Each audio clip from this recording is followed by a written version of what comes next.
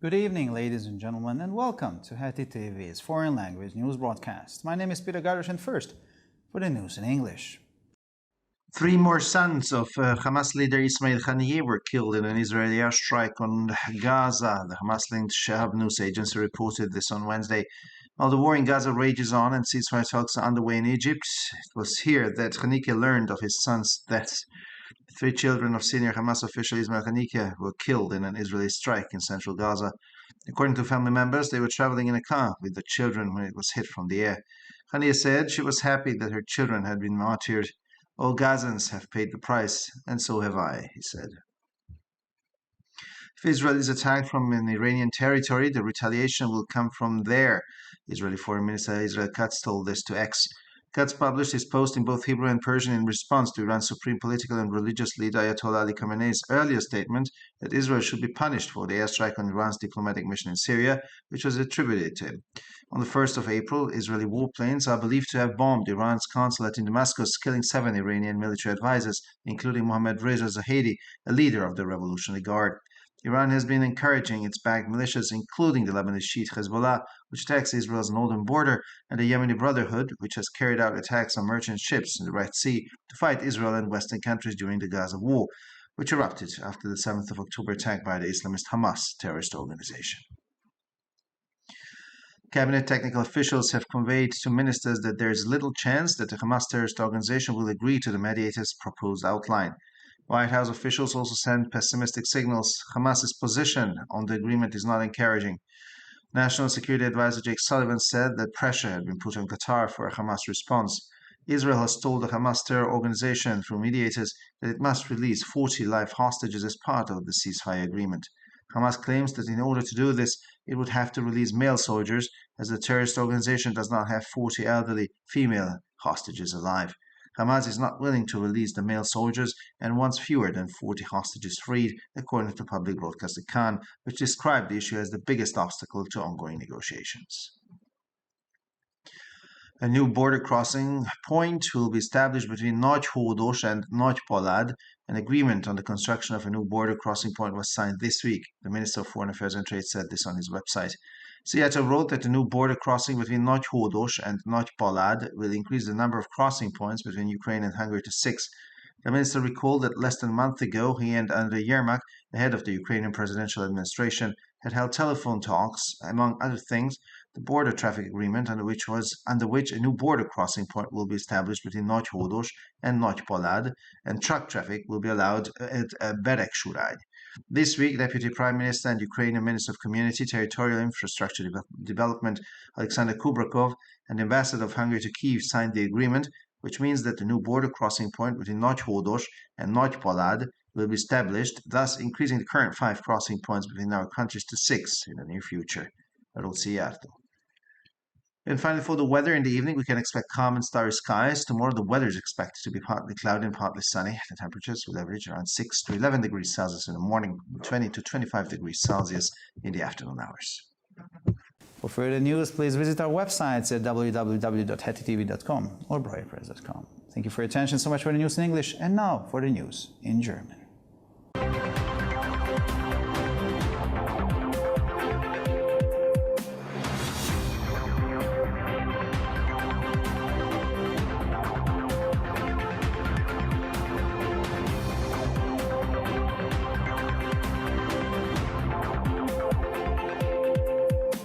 Schönen guten Abend, liebe Zuschauer. Mein Name ist Peter Gardosch und nun zu den Nachrichten auf Deutsch. 3 weitere Söhne des Hamas-Führers Ismail Haniyeh sind bei einem israelischen Luftangriff auf den Gazastreifen getötet worden, meldete die Hamas-nahe Nachrichtenagentur Sherhab am Mittwoch. Während der Krieg im Gazastreifen weiter tobt und in Ägypten Waffenstillstandsgespräche geführt werden, erfuhr Haniyeh hier vom Tod seiner Söhne. Die 3 Kinder des hochrangigen Hamas-Funktionärs Ismail Haniyeh wurden bei einem israelischen Angriff im Zentrum des Gazastreifens getötet. Nach Angaben von Familienmitgliedern waren sie mit ihren Kindern in einem Auto unterwegs, als dieses aus der Luft getroffen wurde. Haniyeh sagte, er sei froh, dass ihre Kinder den Märtyrertod erlitten hätten. Alle Bewohner des Gazastreifens haben den Preis dafür bezahlt, und ich auch, sagte er.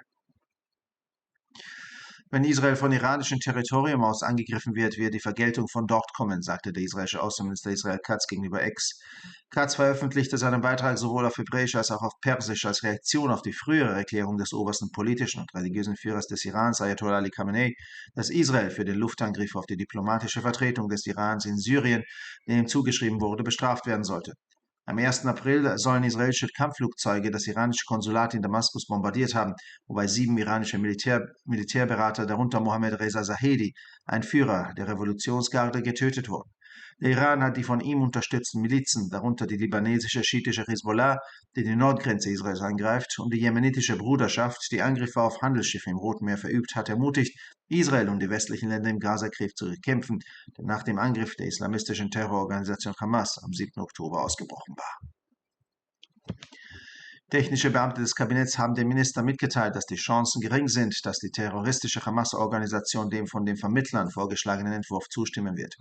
Auch aus dem Weißen Haus kamen pessimistische Signale. Die Haltung der Hamas zu der Vereinbarung ist nicht ermutigend. Der nationale Sicherheitsberater Jake Sullivan sagte, dass Katar unter Druck gesetzt worden sei, um eine Antwort der Hamas zu erreichen. Israel hat der Terrororganisation Hamas über Vermittler mitgeteilt, dass sie im Rahmen des Waffenstillstandsabkommens 40 lebende Geiseln freilassen muss. Die Hamas behauptet, dass sie dazu männliche Soldaten freilassen müsste, da die Terrororganisation keine 40 älteren weiblichen Geiseln am Leben hat. Die Hamas ist nicht bereit, die männlichen Soldaten freizulassen und will weniger als 40 Geiseln freilassen, so der öffentlich-rechtliche Sender Khan, der diese Frage als das größte Hindernis für die laufenden Verhandlungen bezeichnete. Zwischen Nordhodosch und Nordpolad wird eine neue Grenzübergangsstelle eingerichtet. Ein Abkommen über den Bau der neuen Grenzübergangsstelle wurde diese Woche unterzeichnet, teilte der Minister für Auswärtige Angelegenheiten und Handel auf seiner Website mit. Seattle schrieb, dass mit dem neuen Grenzübergang zwischen Nordhodosch und Nordpolad die Zahl der Grenzübergänge zwischen der Ukraine und Ungarn auf 6 steigen wird. Der Minister erinnerte daran, dass er und Andrei Jermak, der Leiter der ukrainischen Präsidialverwaltung, vor weniger als einem Monat telefonische Gespräche geführt hatten, in denen es unter anderem um das Grenzverkehrsabkommen ging, in dessen Rahmen ein neuer Grenzübergang zwischen Nordhodosch und Nordpolad eingerichtet und der Lkw-Verkehr in Berekschulain zugelassen werden soll. Diese Woche haben der stellvertretende Ministerpräsident und ukrainische Minister für kommunale, territoriale und infrastrukturelle Entwicklung Alexander Kubrakov und der ungarische Botschafter in Kiew das Abkommen unterzeichnet, das die Einrichtung einer neuen Grenzübergangsstelle zwischen Nordhodosch und Nordpolad vorsieht, wodurch die Zahl der derzeit 5 Grenzübergangsstellen sich zwischen unseren Ländern in naher Zukunft auf 6 erhöhen wird, schrieb Seattle. Und schließlich zum Wetterabend ist mit einem ruhigen und sternenklaren Himmel zu rechnen. Morgen ist das Wetter voraussichtlich teilweise bewölkt und teilweise sonnig. Die Temperaturen werden im Durchschnitt zwischen 6 und 11 Grad am Morgen und zwischen 20 und 25 Grad am Nachmittag liegen. Für weitere Nachrichten besichtigen Sie bitte unsere Webseiten www.hettitv.com sowie www.breuerpress.com.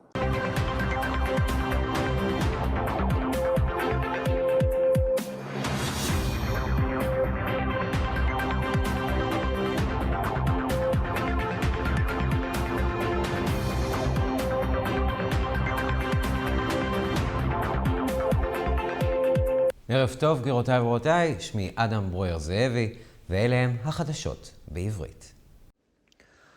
3 בנים נוספים של מנהיג חמאס, אסמאעיל הנייה, נהרגו בתקיפה אווירית ישראלית על עזה, כך הודיע ביום רביעי סוכנות הידיעות שהאב המזוהה עם חמאס. בזמן שהמלחמה בעזה משתוללת ומשא ומתן להפסקת אש מתקיים במצרים, נודע להנייה על מות בניו. 3 ילדיו של בכיר חמאס, אסמאעיל הנייה, נהרגו בתקיפה ישראלית במרכז עזה. על סמך הדיווח של בני המשפחה, הם נסעו במכונית עם ילדיהם כשהיא נפגעה מהאוויר. הנייה אמר שהוא שמח שילדיו מתו כשהידים. כל עזתי שילם את המחיר, וגם אני, אמר אסמאעיל הנייה. אם ישראל תותקף משטחה של איראן, אז גם מתקפת התגמול תגיע לשם, הודיע שר החוץ הישראלי ישראל כץ באקס. כץ פרסם את הפוסט שלו הן בעברית והן בפרסית בתגובה למנהיג המדיני והדתי העליון של איראן, האייתוללה עלי חמינאי, שאמר מוקדם יותר כי יש להעניש את ישראל על התקיפה האווירית שייחסה לה בסוריה, שפגעה בנציגות הדיפלומטית האיראנית. ב1 באפריל, על פי הערכות, מטוסי קרב ישראלים הפציצו את הקונסוליה של איראן בדמשק, והרגו 7 יועצים צבאיים איראנים, כולל מוחמד רזה זהדי, מנהיג משמרות המהפכה. במהלך מלחמת עזה שפרצה בעקבות מתקפת ארגון הטרור האסלאמיסטי חמאס ב7 באוקטובר, עודדה איראן את המיליציות שבהן היא תומכת להילחם נגד ישראל ומדינות המערב, לרבות ארגון חיזבאללה השיעי הלבנוני, שתקף את גבולה הצפוני של ישראל, והחות'ים התימנים שביצעו התקפות על ספינות מסחריות בים האדום. הגורמים המקצועיים של הקבינט שידרו לשרים כי אין הרבה סיכוי שארגון הטרור חמאס יסכים לטיוטה שהציעו המדווחים. גורמים בבית הלבן שלחו אותות פסימיים. עמדת חמאס לגבי ההסכם לא מעודדת. היועץ לביטחון לאומי ג'ייק סליבן אמר כי יש לחץ על קטר לגרום לחמאס להגיב. ישראל אמרה לארגון הטרור חמאס באמצעות מתווכים כי עליו לשחרר 40 בני ערובה חיים כחלק מהסכם הפסקת האש. חמאס טוען כי עליו לשחרר חיילים על מנת לעשות זאת, שכן לארגון הטרור אין 40 קשישים, נשים ובנות ערובה צבאיות ששרדו. חמאס מסרב לשחרר את החיילים ורוצה לשחרר פחות מ-40 בני ערובה, אמר ערוץ כאן שקורא לשאלה המכשול הגדול ביותר למשא ומתן מתמשך. מעבר גבול חדש יוקם בין נוט הודוש לנוט פולאד. ההסכם על כך נחתם השבוע, הודיע שר החוץ והמסחר ברשתות החברתיות. פטר סיארטו הגיב שאם מעבר הגבול החדש בין נוט הודוש לנוט פולאד, מספר נקודות המעבר בין אוקראינה להונגריה יגדל ל-6. השר הזכיר שלפני פחות מחודש ניהלו הוא ואנדרי ירמק, ראש לשכת הנשיאות של אוקראינה, שיחת טלפון על בין היתר הסכם הגבול, במסגרתו יוקם מעבר גבול חדש, כמו גם תנועת משאיות דרך ברק שוליים. השבוע סגן ראש הממשלה אלכסנדר קוברקוב, השר האוקראיני האחראי לפיתוח קהילתי, טריטוריה ותשתיות, ושגריר הונגריה בקייב חתמו על ההסכם בעניין הזה, כך שהוא כבר סוכם. מעבר גבול חדש יוקם בין נוט הודוש לנוט פולאד, ועם זאת 5 המעברים הנוכחיים יגדלו בקרוב ל6 בין שתי המדינות, כתב פטר סיארטו. ולמזג האוויר צפויים לנו שמיים שקטים ומוארים בכוכבים הערב. מחר צפוי מזג אוויר מעונן חלקית. הטמפרטורות תהיינה בין 6 ל-11 מעלות בבוקר ובין 20 ל-25 אחר הצהריים. לחדשות נוספות, אנא בקרו באתרי האינטרנט שלנו ב-hattitv.com או broyerpress.com. תודה רבה והמשך ערב נעים.